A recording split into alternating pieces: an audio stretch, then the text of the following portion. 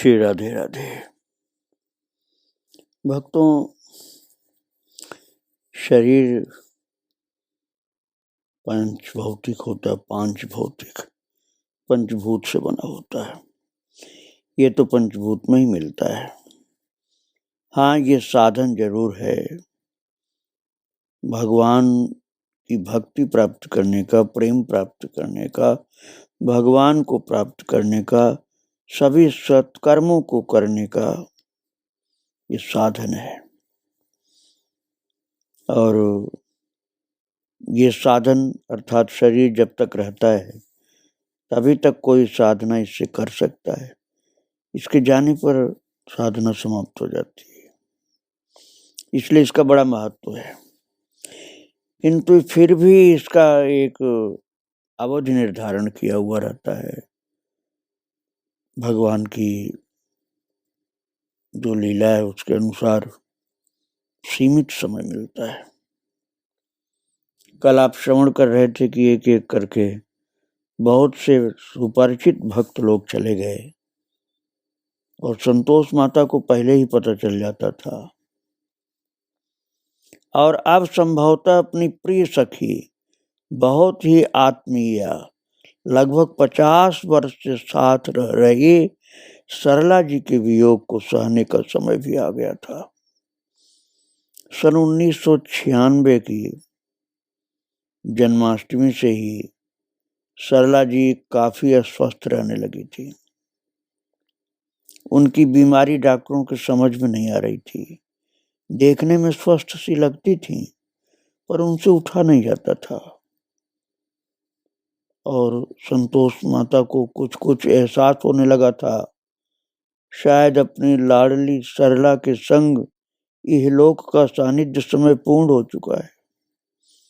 वैसे तो अपनी दृष्टिहीन लाडली सखी की वे पिछली 50 वर्षों से ही ममत्व भरी देखभाल करती आ रही थी, पर रुग्णता की 10 माह की अवधि में तो उनकी तन मन प्राण पगी सेवा जगत के लिए एक वे उत्कृष्ट आदर्श हैं। वे उनकी हर छोटी से छोटी आवश्यकता का ध्यान रखती। उचित से उचित दवाई का तो प्रबंध किया ही, समयोचित खाने का, वस्त्रों का व स्वच्छता का भी पूर्ण ध्यान रखा। मलिन अवस्था में भी अपने हाथों से ही निसंकोच, बिना किसी ग्लानि के, ये बहुत ही प्रीति से उनकी सेवा कर रही थी। उनके लिए तो हर कार्य भगवत पूजन जैसा ही होता था। शरीर से भारी सरला जी को स्वयं अंक में ले इधर उधर लेकर जाती। इतनी प्राणपगी सेवा करने पर भी इन्हें अपने कार्यों में त्रुटियां ही नजर आती। ऐसी निरहंकारिता देखने में बहुत ही दुर्लभ है। महाराज, संतोष माता कितनी ऊंची महान भक्ता थी, गोपी थी, सखी थी, इनको समझना मुश्किल, क्योंकि भिक्षा मांगती थी। भिक्षा में अधिकतर तो रोटी ही मांगती थी, लेकिन किसी के दुख दर्द को दूर करने के लिए कभी कभी कुछ और भी मांग लेती थी। तो महान भक्ता होने पर भी कई लोग भिखारी नहीं समझते थे इनको। और इसी समझ की भूल के कारण रोनाल्ड निक्सन के चरित्र के दूसरे भाग में इनको भक्ता भिखारिन बताया गया है। और इतनी महान भक्ता को महान भक्ता न बताकर भक्ता भिखारिन, एक भक्त भिखारिन बताया गया। वो भूल हुई है भक्तों। और बाद में पता चला, उस समय पता नहीं चल पाया था, बाद में पता चला कि वो संतोष माता थी, जिनको रोनाल्ड निक्सन के चरित्र के दूसरे भाग में एक भक्ता भिखारिन, एक भक्त भिखारिन बताया गया, जिनकी कुटिया में जाकर रोनाल्ड निक्सन जी कीर्तन करते थे, जिनके कीर्तन को सुन करके ये संतोष माता यमुना जी में गिर गई थी मूर्छित होकर। वो चरित्र मैंने वहां सुनाया है, किंतु माता के विषय में सही ज्ञान न होने के कारण एक भक्ता भिखारिन बताया गया, जिसके लिए मैं भक्तों से, संतोष माता से क्षमा मांगता हूँ। वो महान भक्ता थी, वो भिखारिन नहीं थी, भिक्षा मांगती थी, लेकिन वो तो महान संत थी। कौन समझ पाता उनको समझना भी तो बड़ा मुश्किल था। बहुत बाद में लोग समझ पाए कि ये कोई भिखारिन नहीं है, ये तो बहुत उच्च कोट की संत हैं। महाराज 1 अप्रैल 1997 को 10 मास की रुग्ण अवस्था की लंबी अवधि के पश्चात सरला जी भी नित्य धाम पधार गई और ये महान संत संतोष माता महाराज 50 साल तक इनकी सेवा की थी। नेत्रहीन संत सरला जी की 50 साल तक सेवा की थी संतोष माता। उनको समझना बहुत मुश्किल था। पूज्य संतोष बहन जी की उस शोक संतप्त अवस्था की समीक्षा कर पाना सामान्य जीवों के लिए संभव नहीं है। वे प्रकट में दुखी दिखती पर वास्तव में दुख रहित थी। देखने में भिखारिन सी थी और महान दाता थी, देखने में सामान्य सी थी और उच्च कोट की संत थी। इसलिए उनको समझना, उनके विषय में बताना भी मुश्किल था। ममता से ओतप्रोत थी, किंतु उनकी ममता बंधन वाली नहीं थी, भक्तों से ममता थी, मोह से निर्लिप्त थी। उद्वेग युक्त, संताप युक्त दिखने पर भी अपने उर अंतर के उसी रसमय साम्राज्य में डूबी हुई थी, कन्हैया के प्रेम के साम्राज्य में, राधा रानी के रसमय प्रीति के साम्राज्य में। इसलिए पिछले 50 वर्षों से साथ रह रही सरला जी के वियोग जनित जिस विकलता की आशंका सबको थी, वैसा कुछ भी दृष्टिगोचर नहीं हुआ। लोग समझते थे जब सरला जी का शरीर छूट रहा है तो ये तो बहुत रोएंगी, किंतु महाराज ऐसा नहीं था। ये महान योगी थी। जितना पूज्य बहन जी का सेवा भाव अनिर्वचनीय और अनुकरणीय रहा, उतना ही सरला जी के नित्य धाम पधारने पर इनका अनासक्त भाव, और मैं आपको पहले सुना चुका हूं कि अपनी माँ की भी सेवा बहुत की थी आखिर में, और महाराज माँ के जाने पर गीत गोविंद गवाया था। बिल्कुल अनासक्त भाव था इनका सेवा में। सरला जी के पधारने के पश्चात इन्होंने पूज्य मनोहर दास बाबा को बुलाया और पूज्य बहन जी के बैंक में सरला जी के 80,000 रुपए जमा थे। आज का 80,000 मत समझना, बहुत ज्यादा होते हैं, क्योंकि सरला जी एक बहुत धनवान परिवार की थी। वह ये सोच करके रखे थे कि यदि संतोष बहन जी पधार जाएं तो सरला जी को कोई परेशानी न हो, परंतु भगवान का विधान कुछ अलग ही था। सरला जी पहले ही पधार गई। उस संतोष बहन जी को उनका संस्कार खुद करना पड़ा। बहुत ही विधि विधान से उन्होंने सरला जी का क्रियाक्रम किया था, कुछ कमी नहीं छोड़ी थी संस्कार में। पूज्य बाबा के हाथ से एक लिस्ट बनवाई थी मनोहर दास बाबा से, जिसमें कुछ गरीबों जरूरतमंदों के नाम लिखवाए। वो उनकी आवश्यकता अनुरूप सबको रुपए बंटवा दिए। धन्य संतोष माता, जो इतनी बड़ी उस समय रकम कहिए, अमाउंट कहिए, उसमें से 1 कौड़ी खुद नहीं लिया। गरीबों और जरूरतमंदों के नाम लिखवाए गए थे उन सारे रुपयों को उन्होंने बंटवा दिया। एक ही दिन में उन 80,000 रुपयों को इस तरह साधु सेवा में वितरित करवा दिया जैसे इनको रुपए से कोई मतलब नहीं। और सत्य था, अपने लिए 1 रुपया भी नहीं लिया, पूरा बंटवा दिया। सरला जी के वस्त्र विशेष भी बांट दिए। अपने लिए प्रसाद रूप में छोटा मोटा कोई एक आध कपड़ा लिया, और जब तक वो फट नहीं गए उन्हें बड़ी श्रद्धा से धारण करती थी। सरला जी के जाने के बाद इनकी दिनचर्या में अंतर आ जाना स्वाभाविक ही था, पर कुछ विशेष अंतर आया नहीं। मात्र इतना ही हुआ कि वो विभिन्न ग्रंथावलोकन में और भी मग्न रहने लगी। सबके बहुत आग्रह करने पर भी ये किसी और व्यक्ति को अपने साथ रखने को सहमत नहीं हुई। सखियों ने बहुत आग्रह किया कि अब तो सरला जी साथ में नहीं है, किसी को अपने साथ रखिए, किंतु संतोष माता ने नहीं रखा किसी को। वैष्णव समाज की मुकुट अथवा मुकुट शिरोमण कहिए संतोष बहन जी सभी भक्तजनों की श्रद्धेया थी, सभी साधकों की प्रणम्या थी, सभी इन्हें प्रणाम करने आते थे। महाराज जब जान गए तब शुरू में तो लोग भिखारी समझ लेते थे, धीरे धीरे समझ में आता था कि तो महान संत हैं। अपरिपक्व साधकों की तो ममतामयी पथ प्रदर्शिका ही थी।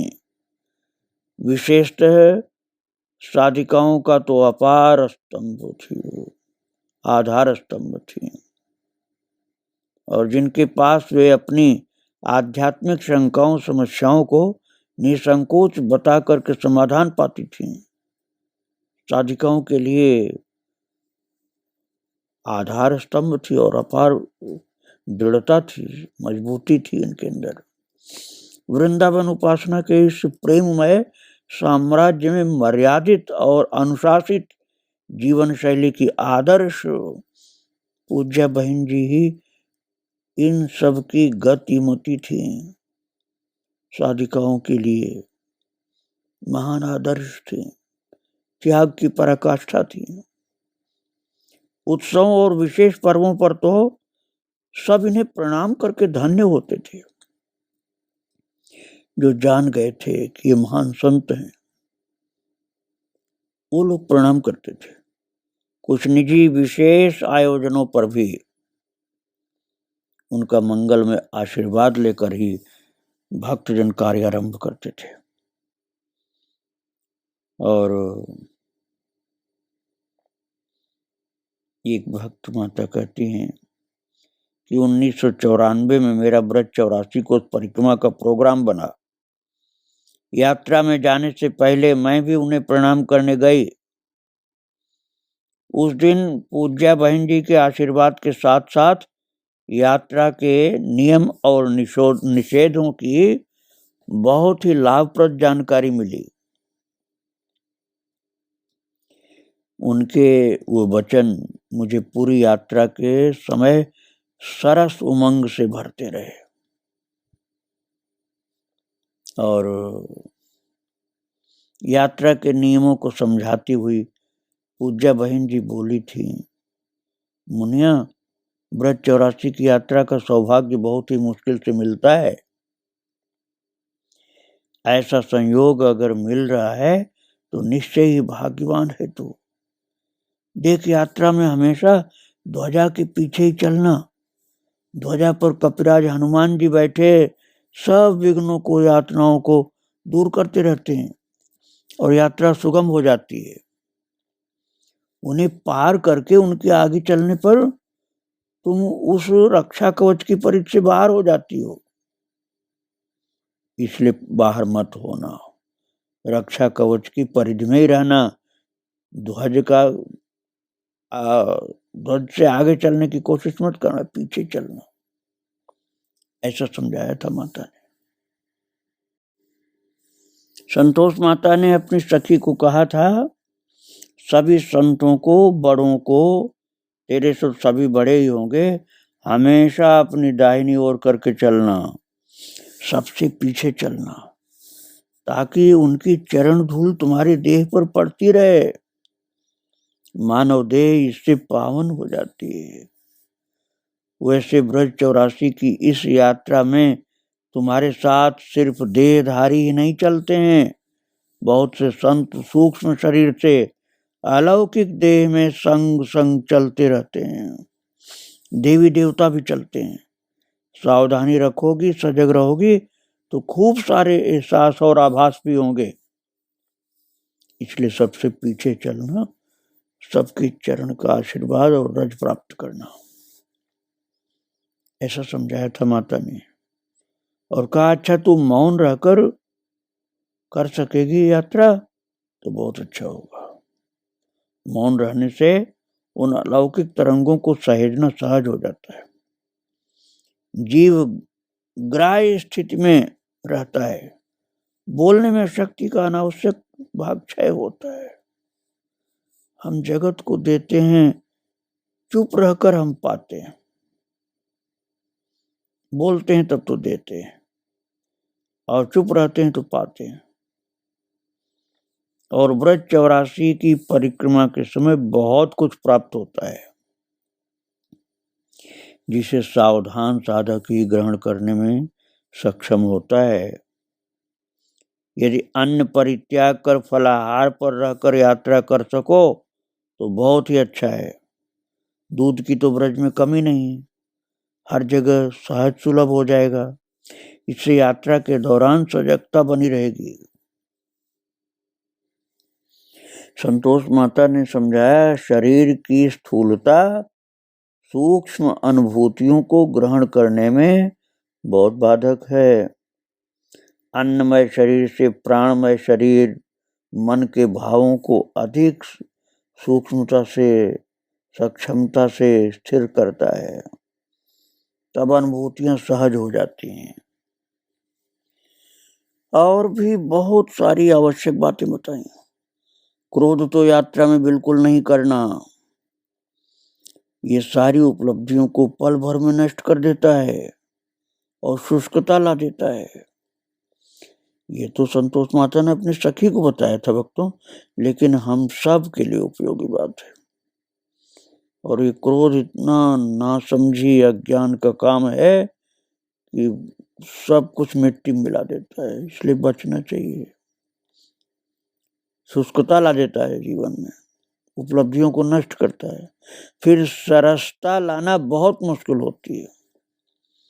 जितनी भी असुविधाएं हो उन्हें खुद झेलकर सहयात्रियों को सदैव सुख पहुंचाने की कोशिश करना।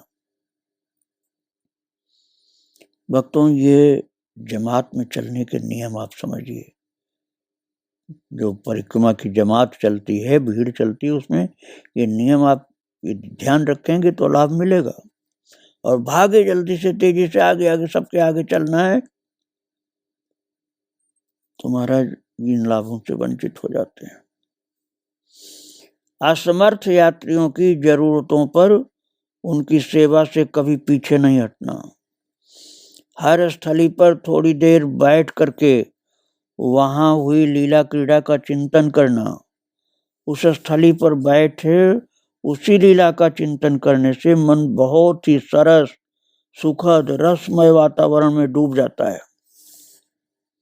यात्रा का इतना कष्ट सहने का लाभ तो तभी है, नहीं तो शरीर को व्यर्थ थकाना मात्र है। इतना कहकर के ढेरों आशीर्वाद दिया संतोष माता ने अपनी सखी को, और एक शीशी पकड़ाते हुए बोली, हर स्थली पर याद से मेरा भी प्रणाम करना, वहां की रज इकट्ठी करके लाना, और इस शीशी में हर कुंड पर आचमन करने के बाद वहां का जल इकट्ठा करके लाना। आचमन करने के समय मेरा भी तीर्थों को प्रणाम करना नहीं भूलना। कितनी ममतामयी माता थी, कितनी कृपालु थी साधकों के लिए, कितनी अच्छी बातें बताती थी। और सावधानी भरे वचन थे उनके। निश्चय ही यात्रा आरंभ होने से पहले ही यात्रा के फलस्वरूप होने वाली सरस वृष्टि में भिगा दिया उस सखी को। यात्रा की निर्विघ्नता तो सुनिश्चित ही थी और आशीर्वाद था माता का। ब्रज की सभी स्थलियां लंबी अवधि तक सखी कहती है कि मेरे चिंतन में बनी रही और आज भी उस स्मृतियां वो बोलती हैं कि मुझ में उतनी ही पुलकन भर करके आती हैं। और ये सखी भी कितनी भाग्यशाली है, डॉक्टर निशा, जिनके ऊपर ऐसी कृपा संतोष माता की हुई। अनन्य प्रसाद निष्ठा थी माता की। संतोष बहन जी की वाणी से ही नहीं, उनके हर क्रियाकलाप से, दैनिक व्यवहार से साधक के समक्ष एक आदर्श ही प्रस्तुत होता था।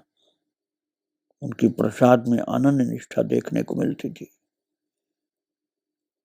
और कितनी ही देर वो प्रसाद को हाथ में लिए स्तुति बंदन करती रहती थी, फिर उसे बड़ी श्रद्धा से मुख में डालती। कहती थी कि प्रसाद का कण भले ही छोटा सा हो, पूरे शरीर को पावन करने की क्षमता रखता है, जन्म जन्मांतर के रोगों को विनष्ट करता है और जीव को प्रभु प्रेम के योग्य बनाता है। प्रसाद पाने के बाद उस पात्र को भी वे सहज ही नहीं छोड़ती थी। उस सकोरे या दोने को आंचल में बांध लेती और प्रतिदिन उसका टुकड़ा मुंह में डाल लेती थी। ऐसी अतुलनीय निष्ठा महाराज जल्दी से देखने को नहीं मिलती। चरणामृत लेने के समय अपना आंचल हाथ में लेकर के एक हाथ ऊपर रख करके ऐसा चरणामृत लेती थी कि एक बूंद भी नीचे न गिर पड़े। और प्रसाद और चरणामृत लेने के समय असावधानी वश किए गए किसी भी अनादर को देख ही नहीं सकती थी। फरवरी 98 की बात है। भक्तिमती उषा जी की पुण्यतिथि थी। सुबह 8 बजे का समय था। ठाकुर जी को नाश्ते का भोग लग चुका था। सभी लोग जलपान कर ही रहे थे। उसी समय किसी की दृष्टि रिक्शा से उतरती संतोष माता पर पड़ गई। इतनी असमर्थता होने पर भी उनका अकेले ही रिक्शा से चले आना देख करके सभी श्रद्धावनत हो गए। ठाकुर जी के समक्ष बैठे नाश्ता कर रहे सभी व्यक्ति झटपट उठ करके स्थान खाली करने लगे। उसी भगदड़ में प्रसाद के कुछ कण वहीं बिखर गए थे और किसी का ध्यान उस तरफ नहीं जा रहा था। ठाकुर जी के समक्ष कोहनी का सहारा ले घुटने टिका नतमस्तक होती संतोष माता की दृष्टि उन प्रसाद के कणों पर पड़ गई। कई बहनियों को भी निगाह वहां पड़े प्रसाद कण पर पड़ गई, पर उन सबकी तत्परता से पहले ही पूज्य बहन जी ने अर्थात संतोष माता ने वो प्रसाद कण उठाकर अपने मुख में रख लिए। अपनी असावधानी पर सभी बहनों को ग्लानि सी हो रही थी और संतोष और सुशीला माता जो संतोष माता की सखी थी, वो सुशीला बहन जी भी बहुत आहत सी हुई। करे हम लोग इतना भी ध्यान नहीं देते, प्रसाद गिर गया। और बोली अरे आप क्या कर रही हैं? ऐसे कहते कहते उनके हाथों से प्रसाद कण लेने का असफल प्रयास भी किया, पर संतोष माता ने उस घटना पर बस इतना ही कहा, किसी का पांव पड़ जाता इसलिए मुझे जल्दी थी उठाने की। सबके संकोच और विषाद की कोई सीमा नहीं।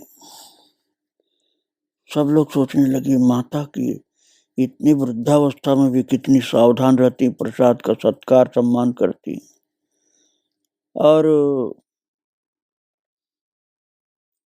संतोष माता तो ठाकुर जी के दर्शन में तन्मय हो जाती थी। जहां पहुंचती थी प्रभु के दर्शन में भाव विभोर हो जाती थी। भगवान से इतना प्रेम था। उनका चरित्र आगे मैं फिर सुनाऊंगा। आज माता के चरणों में प्रणाम करके यहीं विराम दे रहा हूँ। श्री राधे राधे, जय श्री राधे।